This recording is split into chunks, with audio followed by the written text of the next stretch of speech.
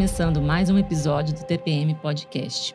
E hoje nós vamos falar sobre um tema muito sensível e urgente, e que precisa estar cada vez mais presente nas nossas conversas, que é a violência contra a mulher. E para nos ajudar a entender mais sobre esse cenário, né, temos a honra de receber Janira Laranjeira, delegada de polícia especializada no combate à violência contra a mulher. Janira, seja bem-vinda. Bom dia, boa noite. Eu não sei que horas que os nossos telespectadores vão nos assistir. Foi um prazer, é meu, Regiane, Gisele, aceitar o convite TPM, um tema bem sugestivo, né? Voltado também para nós, né? Que temos, para nós mulheres, que temos aí todo um ciclo, né? E, de fato, esse falar das mulheres nesse período, nesse mês, e eu fui até indagada hoje pelas crianças numa palestra pela manhã, por que Agosto Lilás, né? Uhum. A gente precisa dar visibilidade, a gente precisa dar voz, a gente precisa se expor mais, falarmos nosso sentimento, nossa dor, a forma como nós estamos vivendo com medo. Então, assim, esse mês é justamente para a gente intensificar, mas que não seja apenas esse mês, todo esse trabalho, né? Então, é um prazer estar aqui e contribuir, porque eu tenho certeza que esse canal de comunicação ele vai alcançar muitas pessoas, vai alcançar muitos jovens, muitos adolescentes que estão aí também vivenciando quanto nós, mulheres, na vida adulta. Exato. Violências, né? Violação de direitos. Uhum. E eu tinha até uma outra pergunta para te falar agora, mas como você falou do Agosto Lilás, eu queria saber, de fato, como usar o Agosto de Lilás. Porque a gente vê as pessoas usando ali a camiseta lilás, né? Faz uma confraternizaçãozinha para falar, fotinha eu digo nas empresas, né? Eu vejo no Instagram, nas postagens, todo mundo de lilás naquele mês. Mas como usar Como de fato, usar esse tema? Fazer o quê? Ações? Bom, esse tema, em agosto, a gente pode promover tanto ações educativas, como essa aqui, que a gente debate o tema, que a gente leva à imprensa, leva para a escola, leva para dentro da empresa, dos hospitais, das creches. Então, mas também poderia ser um mês para fazermos proposituras, né, de políticas públicas, mudanças necessárias que a gente sabe que é importante. Uhum. A gente poderia estar também ampliando os serviços, né, os locais de atendimento, locais de pedido de medida protetiva. A gente poderia estar ampliando locais de políticas públicas, delegacias, salas especializadas. Poderíamos também, nesse mês, e eu sempre costumo dizer que as ações do mês têm que ser perene para a gente conseguir fazer o impacto necessário. Além disso, a gente poderia estar capacitando profissionais, porque a gente sabe que até nas empresas privadas, o corpo técnico ali, o psicossocial, a empresa, a equipe de acolhimento, eles também não têm essa vivência, eles também não têm esse preparo para abordar. Como eu vou abordar uma mulher que está em crise de choro, que chegou em casa abalada, que não tem concentração? Como eu vou abordar uma mulher que tem apresentado muito atestado médico, ou uma mulher uma menina que chegou com lesão, que você vê que ela está estampando com maquiagem? Como eu vou fazer essa abordagem?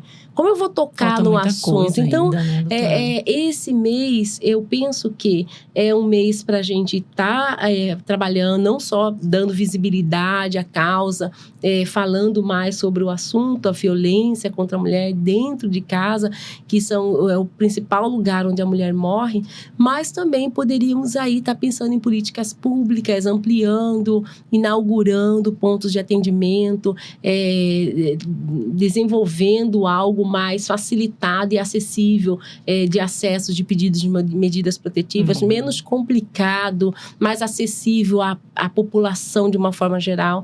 Então, eu penso que é isso e um pouco mais, porque tem muita coisa para ser feita. Muita, né? Tem muita coisa. Doutora, o que despertou em você a decisão de se dedicar ao combate à violência contra a mulher?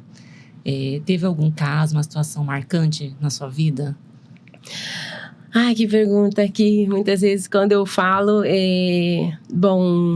Regiane, eu tive uma infância de violência. Primeiro, eu tenho a história do meu pai, que enfrentou o padrasto que batia na mãe. E aos 11 anos de idade, o meu pai foi retirado de dentro da família, da mãe dele, pela irmã mais velha, que já havia casado, né?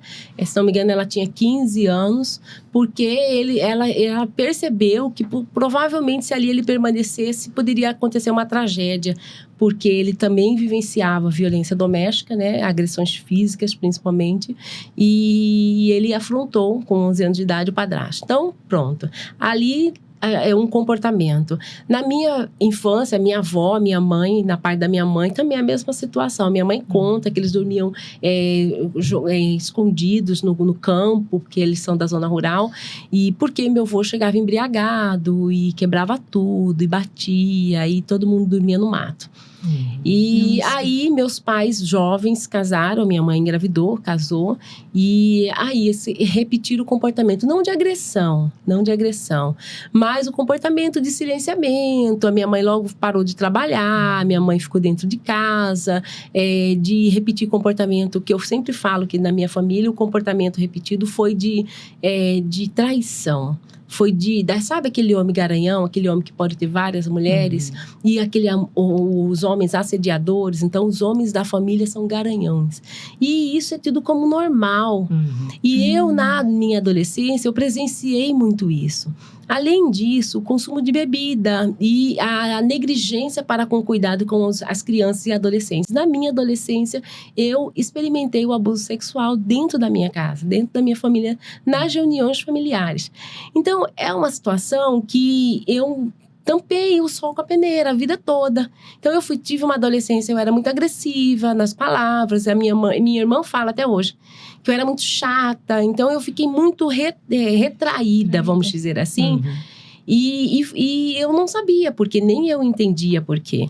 Namorei pouco, eu não me relacionava. E ela namorava, e eu não me relacionava. Eu não dava abertura às pessoas.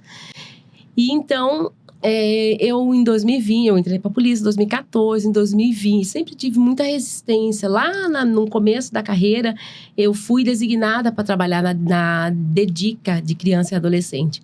E eu nunca esqueço que eu tinha que relatar inquérito, eu estava com o pé quebrado, e eu tinha que relatar os inquéritos, e eu chorava em cima daqueles inquéritos, eu me debruçava em lágrimas. Então, assim, eu lembro de um menino, uma adolescente que colocou. A mãe não acreditava que o padrasto, que a menininha contava que o padrasto abusava dela. E o irmão acreditou. E o irmão de 15 anos colocou uma câmera em cima da lâmpada e pegou o padrasto abusando a menininha. E eu tinha que relatar aquele inquérito, eu tinha que ver aquelas cenas. Então, isso para mim mexeu muito comigo. Aí eu tive muita resistência. Em 2015, foi abrir uma delegacia da mulher em Tangará da Serra. O doutor Mário Demerval, se não me engano, ele fez o convite para eu ir para lá. Não sei se era o Mário, se era outro delegado, não lembro. Para eu assumir a delegacia da mulher. Eu sempre resistente. Na época, eu também estava com um bebê pequeno. E em 2020, na pandemia, eu fui assim, saí da DHPP para a delegacia 24 horas, que foi a inauguração da delegacia que atende mulheres vítimas de violência sexual e violência doméstica. E ali eu me encontrei. Ali eu me encontrei, identifiquei toda a minha história nas histórias das mulheres que eu ouvi ali.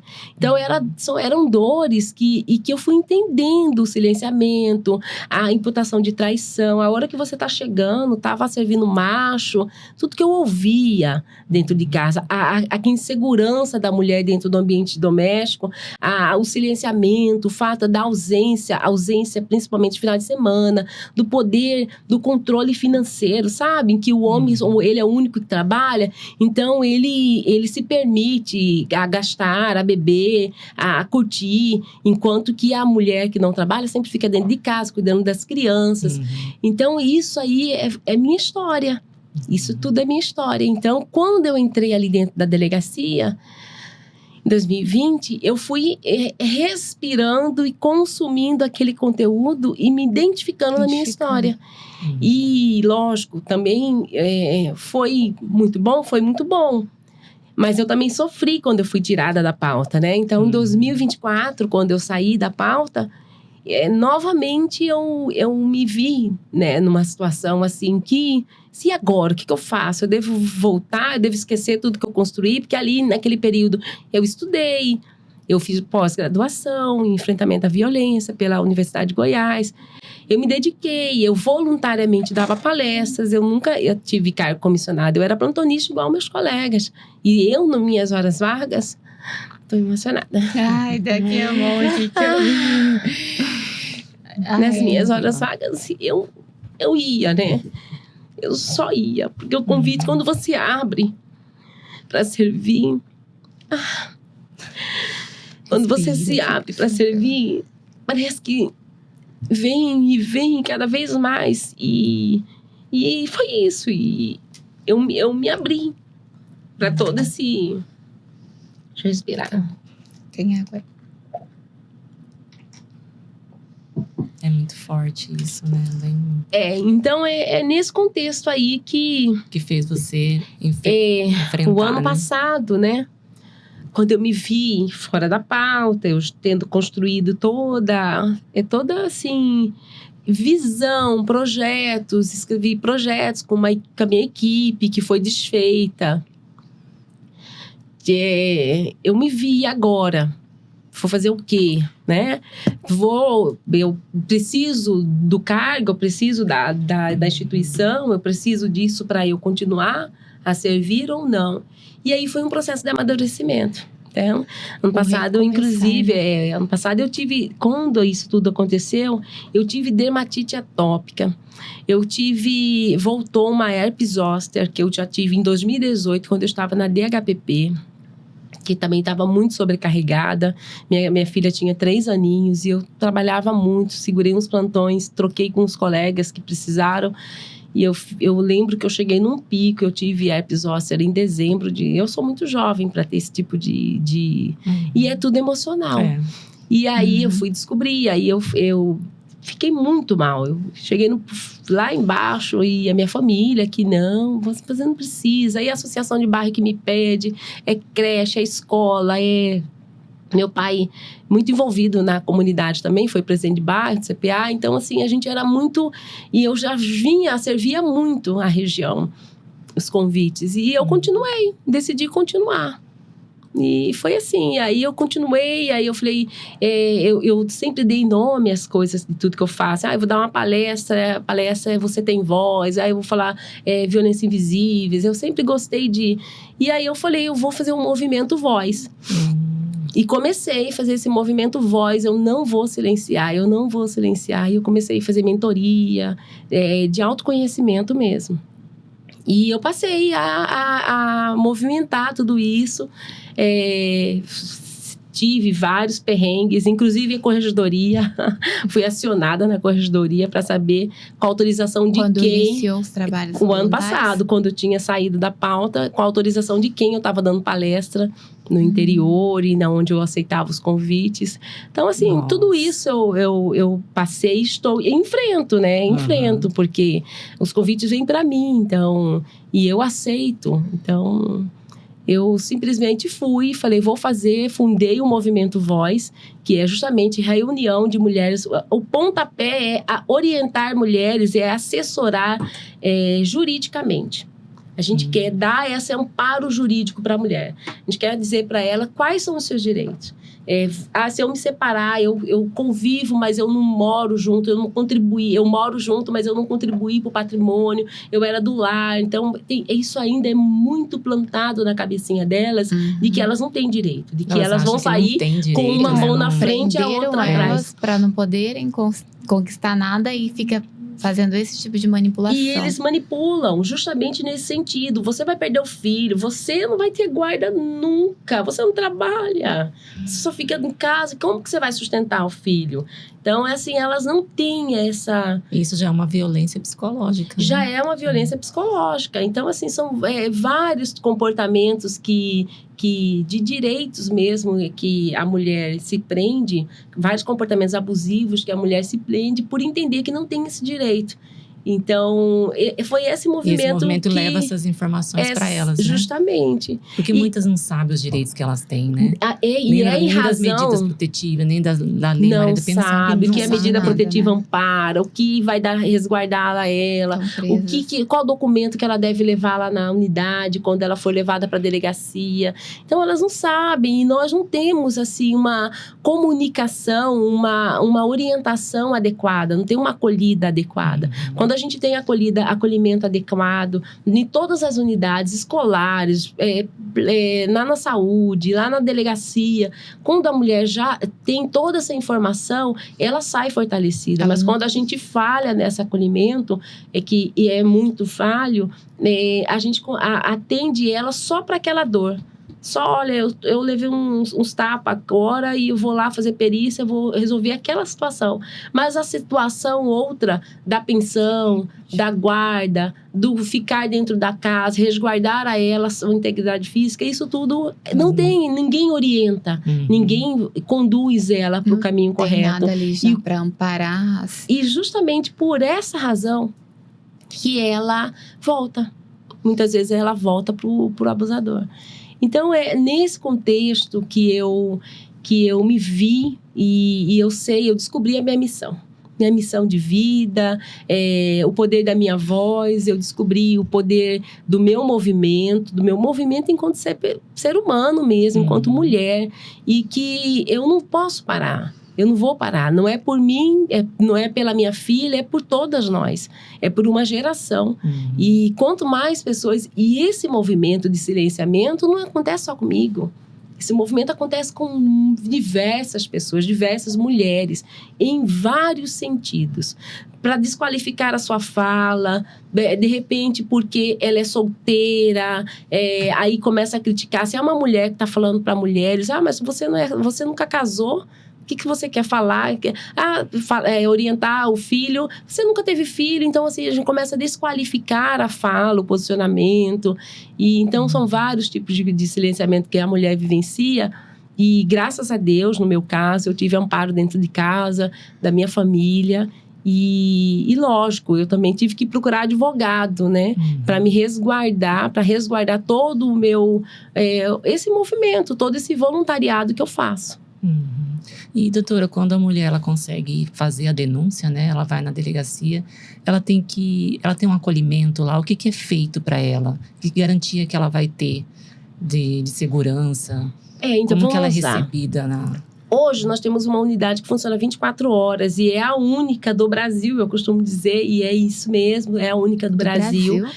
Até o ano passado, quando eu estava na pauta, eu tinha que era a única, agora eu não sei se mudou, mas era a única que funcionava 24 horas com psicólogo e assistente social. Então, veja, gente, você tem uma porta de entrada 24 horas e você vai ser acolhido ou por uma psicóloga ou por uma assistente social. Então, ali é uma referência, assim, Mato Grosso, Cuiabá, a delegacia 24 horas, que funciona ali na Dante Martins de Oliveira, antiga Avenida dos Trabalhadores. Então, como deve ser a dinâmica? Eu vou falar dessa unidade, mas não é a realidade do Estado. Então, a dinâmica deve ser essa mesmo. Eu participei do grupo de trabalho do Ministério da Justiça que atualizou as normas técnicas que regem todas as delegacias das mulheres do Brasil. E lá nós estabelecemos isso, que todas as unidades devem ter equipe multidisciplinar para acolhimento. Porque a gente sabe que esse profissional, ele tem um diferencial. E ali é feita a aplicação do formulário de avaliação de risco, que a gente faz um estudo da relação, um histórico das partes, tanto da vítima quanto do agressor. Então, ali faz todo um levantamento e tem que ser feito uma gestão do risco. E oferece as medidas protetivas. Então, essa é a tônica, mas ali deveria não só oferecer as medidas protetivas, mas dizer a ela todos os seus direitos, com relação à casa, todas as angústias. O que ela tem hoje, o que falta para ela romper com o relacionamento, vamos dizer assim. Só que não dá tempo. Tem final de semana, tem dia que é muita ocorrência, entendeu? Então, assim, deveria ter mais profissionais, deveria ter mais acesso, deveria aumentar, mas já temos a unidade, né? Então, assim, e essa unidade poderia também valer em todos os outros, ser repetida, replicada ou com o mesmo modelo, né? Existir em outras cantos do estado. Então é isso, ali dentro da delegacia ela vai saber os direitos dela com relação à medida protetiva. Dificilmente ela vai saber com relação à separação, à partilha, porque não tem esse atendimento integral que a lei fala. O atendimento da mulher e da criança, do adolescente, qual é o princípio que rege? Falhas na lei, a lei fala que o princípio que rege é de proteção integral. O que é proteção integral que a gente tem que interpretar? É de tudo que a mulher precisa naquele momento. E tem que levar em conta que ela já vai pra lá com muito medo, né? Com medo de medo de tudo, porque o primeiro passo de sair, tendo visto que ela estava silenciada, sofrendo, aí ela vai pra lá, ela ainda cheia de medo, você vai ter que voltar pra casa, como que é, né? Justamente, mas elas também não querem, porque elas não sabem o pós. Depois que eu pegar esse papel aqui, essa medida protetiva, quem que vai me cuidar lá em casa? Eu tenho casa ainda pra voltar, eu não quero voltar pra lá, porque a minha casa não tem segurança. Se eu voltar pra lá, ele invade, ele me mata. Não quero, doutora. Como que eu vou voltar pra lá? Eu vou fazer a denúncia, aí que eu vou atiçar a ira dele. Não vou fazer denúncia. Então, são muitas circunstâncias que ela já está abalada psicologicamente, e ela sabe o potencial ofensivo, né, do seu agressor. Ela sabe do que ele é capaz. Então, é muito triste essa situação, para você até convencer a mulher, né, dessa medida protetiva que salva vidas. E falando de medidas protetivas, a senhora comentou que elas ficam com medo de atiçar a ira dele, né? Sim. E há essa possibilidade? Como que é? Eu ouvi outro dia você comentando que nos 150 primeiros dias que ela decide separar ou cogita a separação, os crimes acontecem nesse período?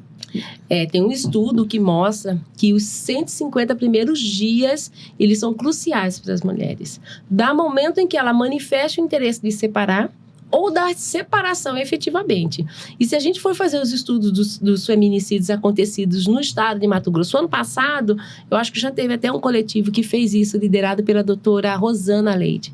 E detectou essa mesma dinâmica de que nos 150 primeiros dias foram as mortes, né? Aí são vários casos. Aí eu sempre costumo falar da Emily, eu costumo falar do caso do filho do Carlos Bezerra. Então, são relacionamentos que haviam rompido recentemente. Aquele sentimento de... O homem não sabe lidar com o sentimento de perda, né? Ele não sabe, ele é posse, aceita, né? É dele e ele aprendeu a proteger, né? o seu patrimônio, amor, né? Ele aprendeu a proteger o patrimônio com o quê? A reagir como? Com agressão, com violência. Então, não é de forma diplomática, né? Então, e geralmente já tem uma violência anterior. Então, eu sempre costumo dizer, porque eu gosto de falar desse estudo, porque ele é muito utilizado pela doutrina, né? Então, ele mostra que quem já tem relacionamento abusivo, quem já passou a relacionamento abusivo com relação à lesão corporal, quem já sofreu lesão corporal, ainda que leve, potencializa o risco de acontecer feminicídio em 20 vezes. Olha, eu me separei, aí a gente vai somando lá os sinais. Eu me separei, recente, eu estou com um novo relacionamento, eu já sofri lesão corporal leve, que seja arremesso, apertão, chacoalhão, arremesso de objetos, queimadura, puxão de cabelo. Então, 20 vezes você tem chance de ser... 20 vezes mais você tem chance de ser assassinada. E se você já foi obrigada a manter relações sexuais contra a sua vontade, esse estudo aponta que você tem 7 vezes mais chances de sofrer o feminicídio.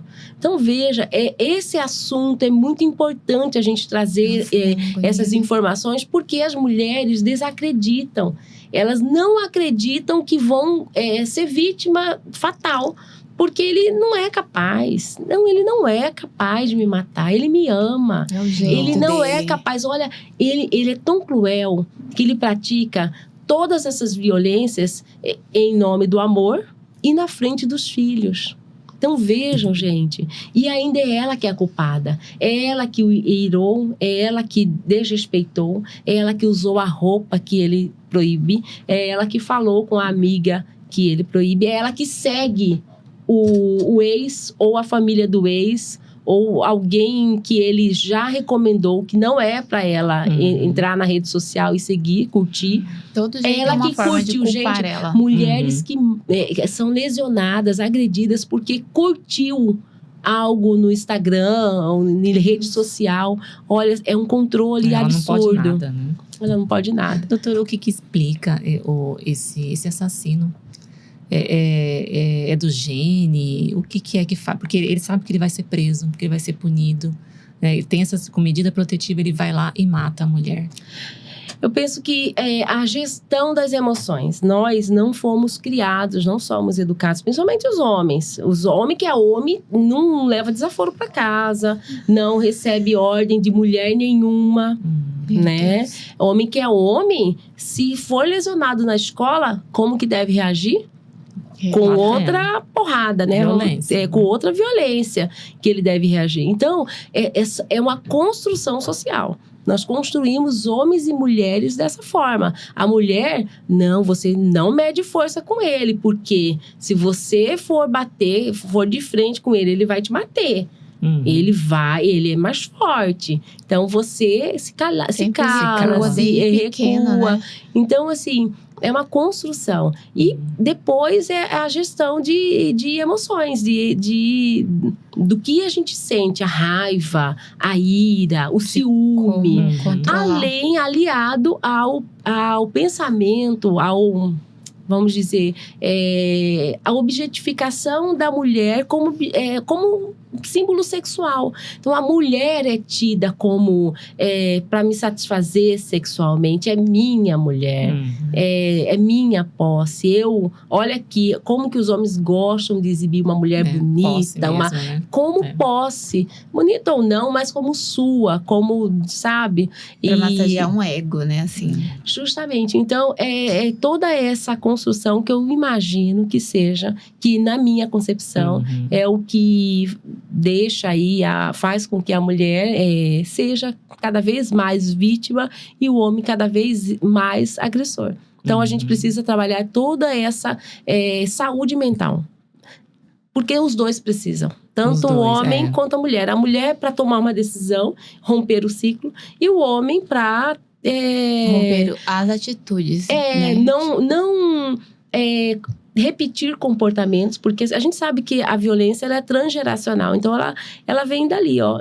Lá eu vivenciei isso quando criança, eu aprendi isso e eu vou repetir muitas vezes esse comportamento. E a mulher é a mesma coisa, a gente ainda acredita que, olha, meu pai e minha mãe passou um perrengue na minha infância. Só que hoje como que eles são felizes, já estão velhinhos. Porque depois de velho ele amansa. Ele amansa, sabe? Ele tolera, ele é um bom pai. Ele faz isso igual o pai dele, mas é porque ele tem uma ira, ele é irritado, é o comportamento do pai, mas olha, ele é um homem bom, é o jeito dele. E aí a gente vai tolerando o jeito, a gente vai tolerando as traições, a gente vai tolerando todo esse comportamento abusivo, de controle, toda essa proibição de se afastar da família, porque muitas vezes é ela que deixa de conviver na família dela, e ela deixa de conviver, é sempre ela, sempre ela.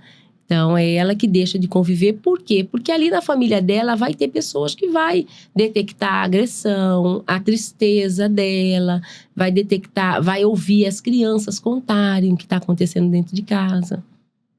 Já vai dando os sinais, né? Isso aí. A gente tinha até uma pergunta parecida com essa, que era como identificar esse perfil, né? Do agressor. Do agressor e o perfil do agressor. E também como identificar que aquela pessoa tá passando por aquilo. Por exemplo, o familiar talvez seja mais fácil dele perceber que ela não tá normal. Mas e quem é de fora? Ou a família dele, por exemplo, que talvez não tá com essa atenção específica para ela. Como identificar que a pessoa tá silenciada ali, mesmo? Tipo, Então, eu costumo dizer que geralmente a mulher tem um comportamento antes e depois do relacionamento. Basta observar, né? É que nem criança abusada, né? Então, ela resistiu ir com alguém. Então, a mulher é a mesma coisa. Então, ela frequentava a casa da mãe, da irmã, as festas de família, ia sozinha, ou não, ou ia com ele. Era um ambiente legal. Agora, ela já não fala mais, ela é retraída. Ela não vai em certas casas, ela não vai na família, ela deixa de se produzir, de se cuidar, ela já não usa o batom, ela já não usa determinada roupa, muitas delas são proibidas de estudarem ou de trabalharem, então outras são proibidas de usar anticoncepcional, são proibidas de violência sexual. Para ter filhos para ter filhos, será? justamente. Então, tem mulheres que são... então, o isolamento, vamos falar. O isolamento, a opressão, que é o silenciamento, o olhar estranho, a proibição, se ela dançava, ela não dança mais. Que mais? A proibição de trabalhar, de estudar, que eu já falei. As crianças contam que a mãe estava chorando. As crianças relatam na escola que ouviu grito, que o tio gritou com a mãe, xingou. Eles contam. Então, são vários sinais que a gente ignora e que a gente tolera. Então, a família tolera. Então, entende que um tapa, um chacoalhão, isso vai se tornando frequente e mais grave. Então, são sinais que a gente tem que ficar atento. E uma mãe, uma tia, uma irmã conhece essa mulher. Okay. Doutor, o que mais falta hoje? As leis, elas serem mais duras? Precisa melhorar essa lei? Ou a mudança cultural da sociedade? Eu acho que mais urgente é a mudança cultural da sociedade. Mais urgente e mais demorada. Mas se a gente não começar, nós não vamos conseguir, né? Então, assim, eu vejo que fala muito da gente entrar para as escolas. É muito importante a gente entrar para as escolas, cuidar das nossas crianças, falar. Mas não uma semana. Não no agosto ou não só na semana lá de março, com a que a lei exige, né? Uma semana em março, falar sobre a violência, sobre a Lei Maria da Penha. Então, a lei de março, é de 10 de março, se não me engano. Então, além disso, nós precisamos falar com os homens. Nós precisamos falar com os agressores, nós temos que avançar nessa política, que já é uma medida protetiva, já está estabelecida em lei, a obrigatoriedade dos homens frequentarem grupos reflexivos. O Estado de Mato Grosso já disciplinou como que tem que ser esse grupo reflexivo, quais são, o que a gente deve cuidar do assunto. Agressores? Para homens agressores. Como se fosse um tratamento. E é uma medida protetiva imposta por lei. Então, ele tem medida protetiva, ele volta lá para a sala de aula, para ele, quais são os tipos de assunto que tem que ser tratado, né? Desconstrução da masculinidade, a Lei Maria da Penha, são vários tipos de relacional, comportamento, saúde mental. Isso funciona? Existe a instituição, a Polícia Civil tem o papo de homem para homem. Eu não sei se existe outros institucionalizados, né, dentro do Estado. Mas o que tem, a gente consegue alcançar 300 a 400 pessoas por ano. E sabe quantas medidas protetivas foram deferidas o ano passado? Quase ou mais de 18 mil medidas protetivas. Eu tenho que até que olhar o infográfico. Você tá entendendo? É obrigatório? É obrigatório. Só que tá indo obrigatório só um pouquinho, porque não tem essa política. Só que assim, mas tem que ser a instituição, o governo que tem que instituir. Não, a gente tem que fomentar que outras instituições façam política, esse grupo. Lá no serviço, lá na fábrica, lá na igreja. Onde que esse homem está inserido? Para eu não ter que fazer esse homem também, ele ficar se deslocando. Na minha opinião, sabe? E outra coisa, se você alcançar um grupo reflexivo dentro da igreja, daquela comunidade, ali já tem todo um contexto, ele já frequenta ali. Não sei se vocês viram uma propaganda desse ano, eu achei bem legal. Vai lá o empresário, né? Eu sou o empresário, dono da fábrica tal, aí vem atrás dele. E eu sou a mulher dele, lesionada. Eu sou o jogador de futebol famoso, sou o artilheiro, tal. Aí vem atrás dele e eu sou a esposa dele, lesionada. Aí vem... Então, vejam, onde que os homens agressores e as vítimas estão inseridos em todos os lugares. Por que não montarmos grupos reflexivos lá no PSF? Eu vou inserir, vou alcançar os homens, posso pegar as mulheres, porque a lei também, a medida protetiva, artigo 22, 23 e 24, que falam das medidas protetivas. O 22 cuida das medidas impostas à proteção das mulheres. O 23 é atribuição para os homens. Tudo que é imposição para o homem fazer, não afastar, pagar pensão, entre outras. E o 24 cuida do patrimônio. Olha que interessante, nós temos medida protetiva que cuida de patrimônio. Então, a gente precisa fazer valer. Só que é pouco falada. Então, tem medida protetiva lá que fala que a mulher tem direito, quando ela pede medida protetiva, ela tem que mudar de endereço, ela tem direito de uma vaga na creche mais próxima do endereço que ela vai morar. É um direito dela. E aí, será que funciona? Será que funciona? Eu também pergunto. Porque a gente Mas está na lei. Então, você veja, a lei ela é muito importante e ela já está disciplinada. O que a gente precisa fazer com que a política aconteça. A política pública que saia do papel e aconteça. Então, é isso. Enrijecer a legislação, a lei, é importante, mas antes de enrijecer a lei, vamos efetivamente fortalecer um judiciário mais célere, porque veja o sentimento de injustiça, quantos anos para ter uma pena de lesão corporal de 3 anos, quantos anos que se arrasta um processo para julgar um processo de injúria, uma ação penal de injúria. Então, é isso tudo. Todo esse sentimento de injustiça, todo esse sentimento dessa demora no trâmite processual, causa esse sentimento de injustiça.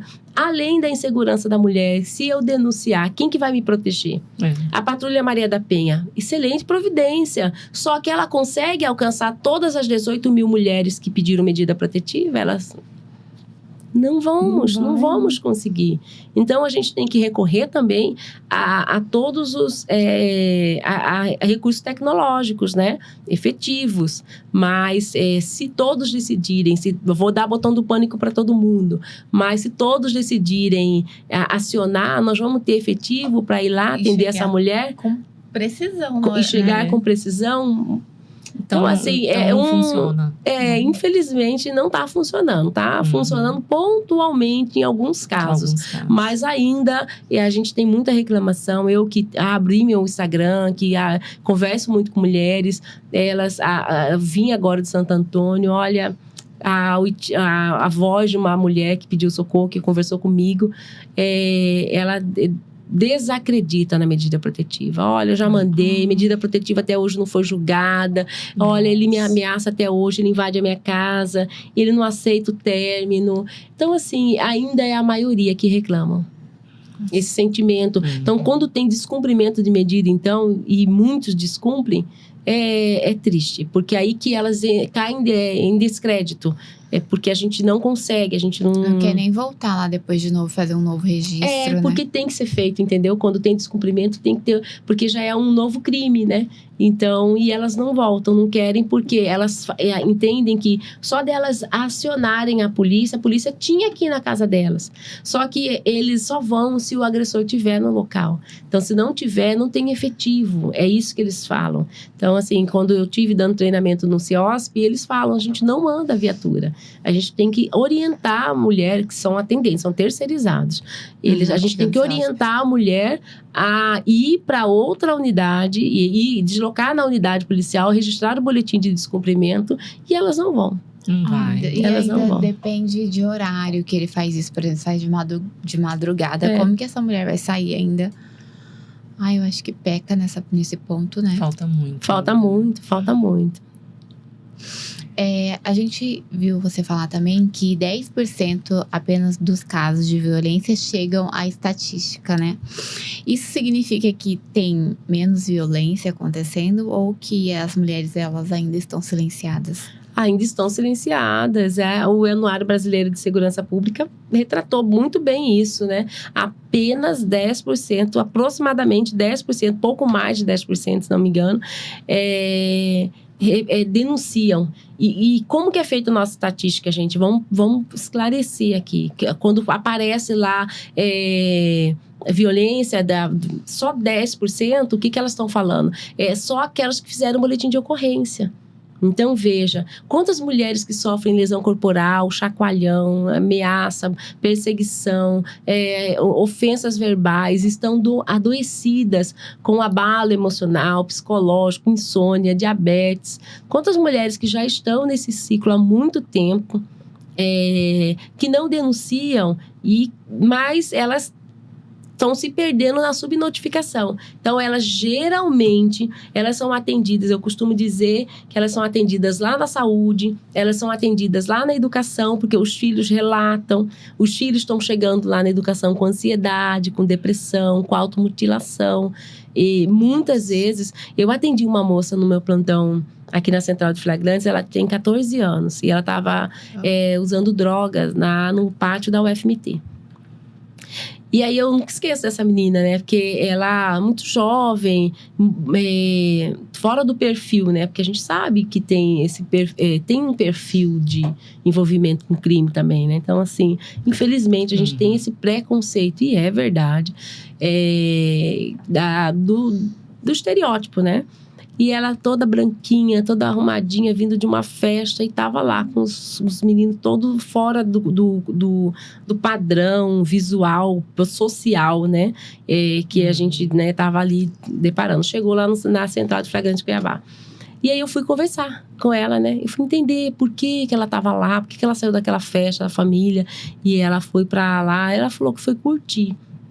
Aí, mas quem que eu vou ligar agora para sua família, né? Ela estava fumando maconha. Para quem que eu vou ligar? Seu telefone do seu pai? Não, eu não moro com meu pai, eu moro com minha mãe. Minha mãe não vai atender. Telefone do seu pai? Meu pai, uma hora dessa, ele tá drogado. Ela usou esse termo. Ele é usuário. E a sua mãe? Minha mãe estava numa festa, ela estava bebendo e ela não vai atender. E, sabe? Aí eu fui conversar, né? Por que ela tava...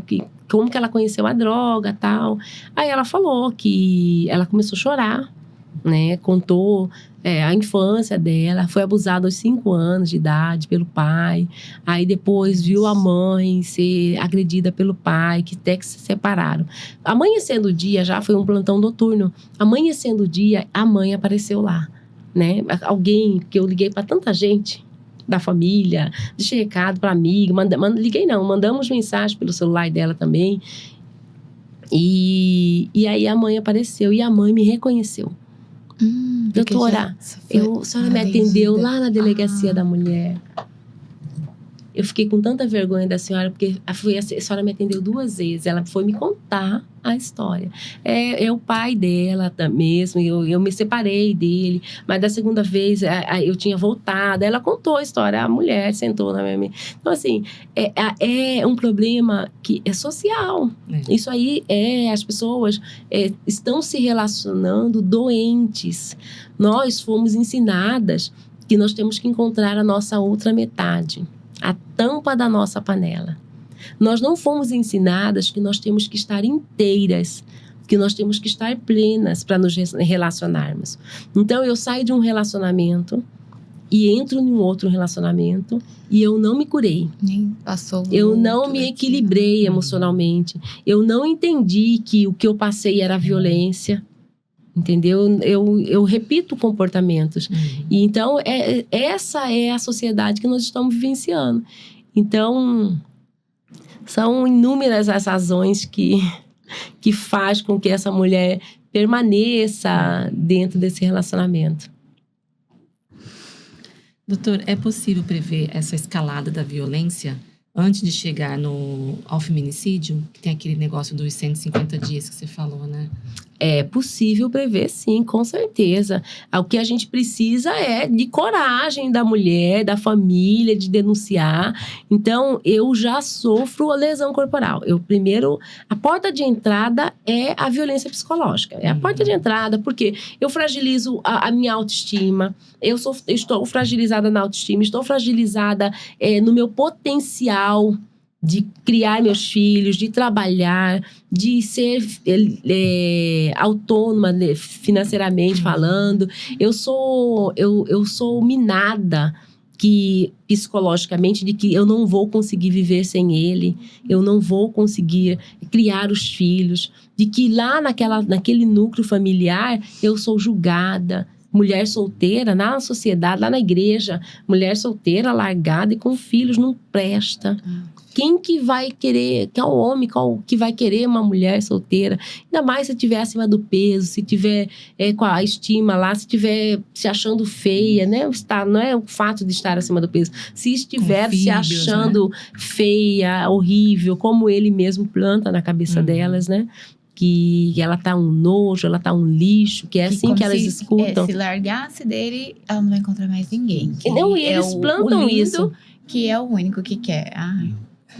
Triste, né? Então, é isso que eles... Então, é possível, sim, a gente fazer essa previsão, mas a gente tem que ensinar elas a dar esse pontapé de rompimento.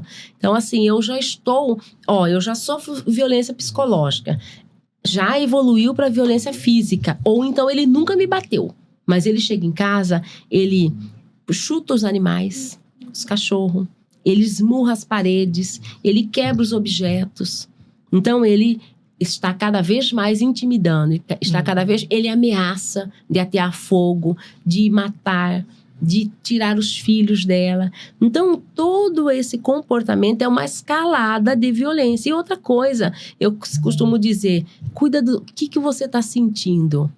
Hoje você chora, amanhã você já está em ansiedade. Como que esse homem vai chegar? Será que ele vai chegar? Porque ele está na rua, demorou chegar, está ingerindo bebida alcoólica. Quando ele chegar, se eu perguntar onde ele estava, aí pronto, acabou. É o pontapé para a escalada da violência, né? Então, se eu já estou nesse desequilíbrio emocional, se eu já estou vivenciando isso, se eu já estou abalada psicologicamente, se eu já estou vendo meus filhos me protegerem, gente, as crianças querem dormir com a mãe, as crianças querem proteger a mãe. Então, elas retroagem, elas querem também, isso. Aí elas começam a não dormir. Elas ficam acordando para ouvir barulho, acordam chorando quando escutam gritos, choros, objetos quebrando dentro de casa. Então, são essa escalada, são esses sinais que eu falo que é um alerta. Porque a gente consegue visualizar, então, mulheres com maxilar quebrado, com dente quebrado, tudo isso eu já atendi. Com perna quebrada. Com marcas de cordão, de fio de celular, que ela levou uma surra. Então, assim, são sinais que ela precisa. São sinais que antecedem o feminicídio e que está se agravando. Então, é possível prever. Vai chegar a morte, né? É preciso prever, mas a gente não tem essa política, vamos dizer, institucionalizada. Então, vamos institucionalizar tudo? Não deveria. Deveríamos ter um grupo lá da comunidade, um grupo de mulheres. Já pensou se a gente conseguisse aí fazer com que as mulheres se reunissem? E com o apoio do governo, lógico, com um apoio financeiro que seja, porque também é um tempo, né, de profissionais e mulheres daquela comunidade estarem ali falando sobre isso, um pedido de socorro. Ajudando a outra, Então, precisaria identificar essas mulheres. A gente pode fazer de inúmeras formas, principalmente pelo aquele que visita em casa, ou da saúde, lá o agente da saúde. O agente da saúde, ele vai em todas as casas. Já pensou se a gente conseguisse catalogar as casas onde tem essa violência muito presente, muito... A senhora comentou de casos de mulheres até com a perna quebrada, né? A gente tinha separado um vídeo. E aí, no vídeo, mostra uma agressão e com pessoas do lado e ninguém faz nada. Ah, sim. É isso mesmo que acontece. Ninguém ajuda. Ninguém né? ajuda. Eu vi esse. Ao lado de uma amiga. E você vê que ele quer atingir o rosto dela, né? O rosto, machucar o rosto, né? Nem percebe É. a chegada do ex-namorado. O homem desce do carro, corre em direção à mulher e dá uma voadora. A vítima cai Tira o sapato, eu vi. violentamente no chão. Covardia. Ele né? dá uma sequência de chutes E em tem direção gente à no carro, cabeça da ninguém desce pra ex-namorada. tentar controlar ele, né? Mesmo Pra ajudar. atordoada, ela se levanta, entra no carro e fecha a porta para tentar escapar das agressões. O homem vai atrás, abre a porta e, descontrolado, novamente chuta a vítima. Ele ainda tenta puxar a ex-namorada, mas, como não consegue, se pendura no veículo e dá golpes usando os 2 pés. Olha como que ele faz ela nessa fecha hora, né? novamente a porta. Antes de ir embora, o ex ainda faz ameaças também a outras pessoas que estavam no carro. Depois, Que absurdo. vai em direção ao seu veículo. Pessoas até aquilo que você falou mesmo pra gente. É ex, né? Já tá nesse É período ex. dos 150 dias, né? É ex. E acho que não quer que ela segue, né? Porque ela tá... Acho que vai sair, né? Nos primeiros... Esse comportamento, a gente vai olhar ali, né? Abusivo, agressivo. Ele, como você disse, ele foca para desfigurar o rosto isso. dela, né? Uhum. Então, é a beleza da mulher, é a ira, né? Que ele quer, o ciúme. Aí muitas vezes fala, não, mas ele ficou cego, ele tem bipolaridade, ele tem ela como propriedade, ele tem ela como posse mesmo. Uhum. E o comportamento dos amigos, né? Que ninguém Ninguém faz sai nada, pra fazer interfere. nada, O carro ninguém não sai, não sei nem se o não tem ninguém no Não volante acelera ali. quando ela entra, não sai não ninguém pra trava a ajudar. porta, não sai aquele rapaz que tá na frente, porque é um homem que tá na frente, no banco da frente. Então, infelizmente, é essa sociedade que a gente tá vivenciando. Então, ainda impera, em briga de marido e mulher, ninguém mete a colher. Ainda impera. Eu falo porque, assim, na vizinhança da minha família também tem isso. E aí eu falo, eu motivo, eu falo... Gente, um dia que eu estiver aqui, se eu ouvir, eu vou lá. Eu vou chamar a polícia e vou lá. Porque eu vou acabar com a amizade, mas vou ter que chamar. Porque, gente, é muito triste. Aí eu chego em casa e fico ouvindo, né, dos meus pais. Você sabe que uma vez, quando eu morava com a minha mãe, tinha um rapaz... Tinha uma área na frente. E quando eu chegava da faculdade, eu lavava a área pra ajudar ela de alguma forma, né? E aí era mais de 10 horas. E o rapaz vinha gritando com a moça. Minha mãe mora na esquina e ele vinha gritando, subindo. Não tinha ninguém na rua, só os dois. Quando foi chegando perto lá da casa da minha mãe, ele puxou o cabelo dela tão forte que ela caiu perto da calçada. Tem tipo uma boca de lobo, assim. E ela caiu, só que ela não tinha me visto ainda. Eu conseguia ver eles, assim. Ela não tinha visto, ela tava chorando. E aí eu fiquei assim, tava com a criança pequena em casa. Será que eu abro o portão ou não? Abri o portão e falei, entra aqui pra dentro, tipo, tentando ajudar ela. Entra aqui pra dentro. E ele era conhecido, porque ele também era do bairro. Mas ela eu não conhecia. Mas ele é de um outro setor. Eu já vi na época da escola, né? Eu falei, entra aqui pra dentro, com o portão assim, com medo. Ele grande, bombado, assim, bonito, inclusive. E aí ele olhou pra ela e falou, vai, que ela é uma biscate. Tipo, me xingou ainda, vai. E ela ficou assim, tipo, recorro ou não? E ela não foi. Ainda Ela olhou pra mim assim, com um olhar assim, e não foi. Depois demorou tipo uns 2 anos. Eu já tinha mudado a casa da minha mãe, eu encontrei ela num supermercado e ela veio até mim. Tava mais gordinha, assim, nem parecia porque parecia uma pessoa jovem naquela época. Ela falou, você não lembra de mim? Lá do bairro tal. Eu uma vez, e ela falou, eu consegui sair daquele relacionamento. Aí me mostrou um bebezinho, mas é filho dele. Mas a gente não tem mais contato nenhum e tal. E, tipo, tava feliz, assim, falou que tava seguindo. Tava morando em outra cidade, só tava ali naquele mercado que ela tinha vindo visitar a mãe. Você tá entendendo? A gente tem que parar de julgar a mulher. A gente tem que parar... a gente precisa acolhê-la. A gente precisa entender. Mas a maioria fala assim, mas o que ela fez para ele fazer isso com ela? A própria mulher julga, a própria mulher faz e não intervém, não entra. Não, nós não podemos tolerar a violência, nós não podemos tolerar agressões. Então, a gente ainda nós não fomos educados para isso, a sociedade de uma forma geral.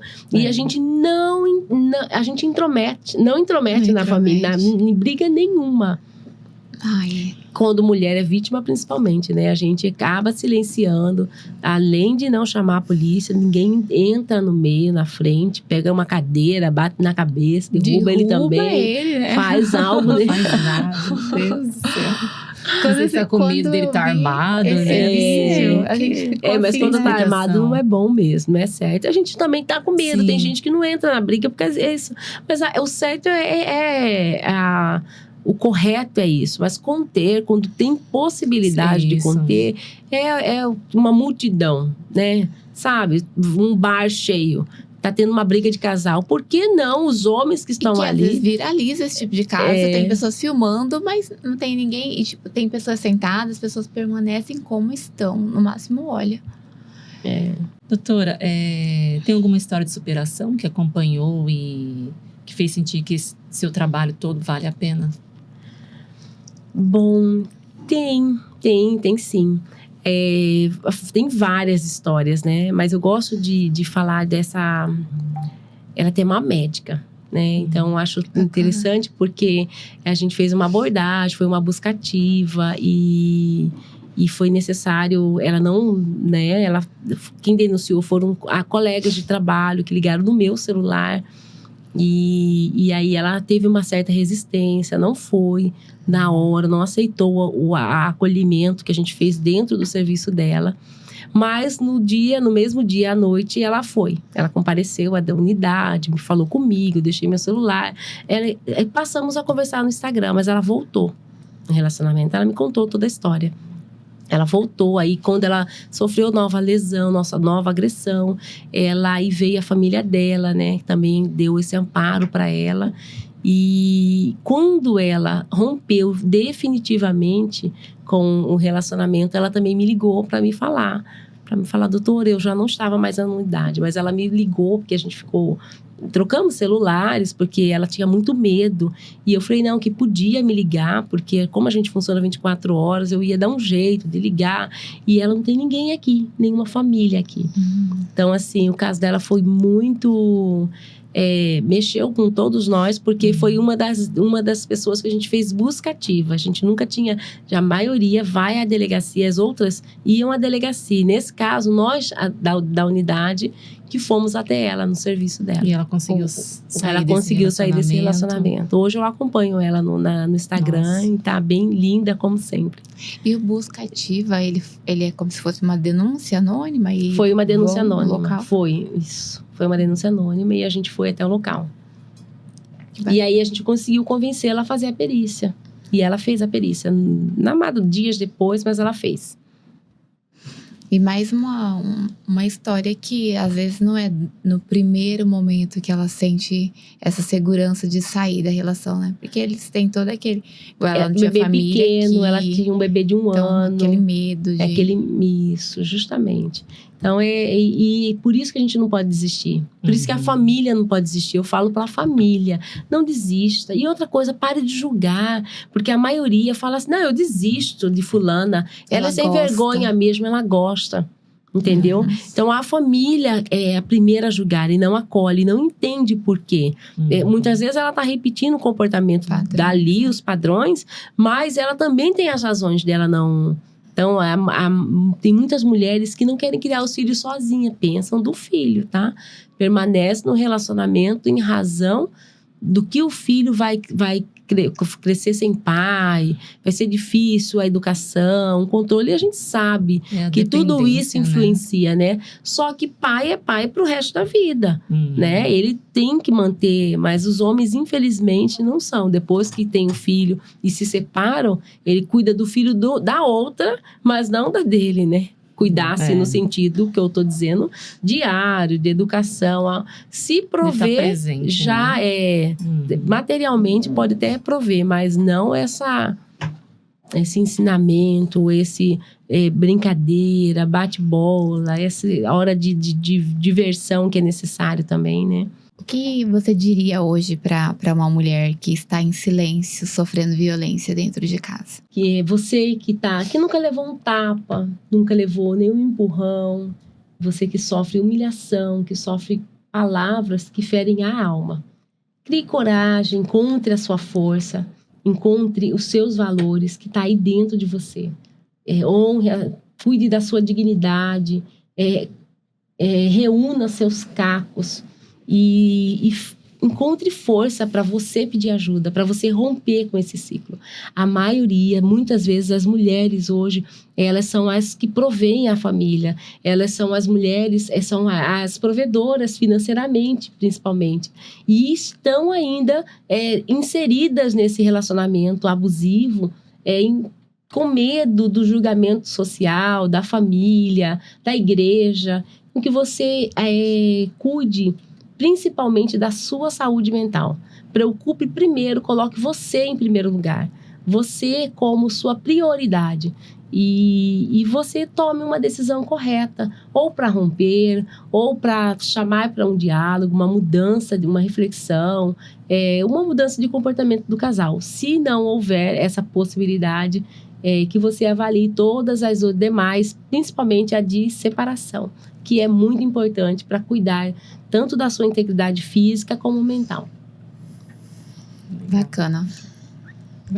Doutora, se pudesse resumir em uma frase o que toda mulher precisa ouvir agora, o que a senhora diria?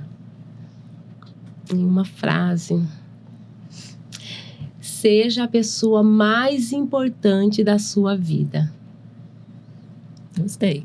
E é verdade, né? A partir do momento que ela colocar amar, né? Tem que isso, né? Tem amor próprio. Doutora, a gente já está finalizando. Que tá? bom. E gostei muito dessas informações que você trouxe pra gente. E eu tenho certeza que vai chegar para alguém que esteja precisando, né?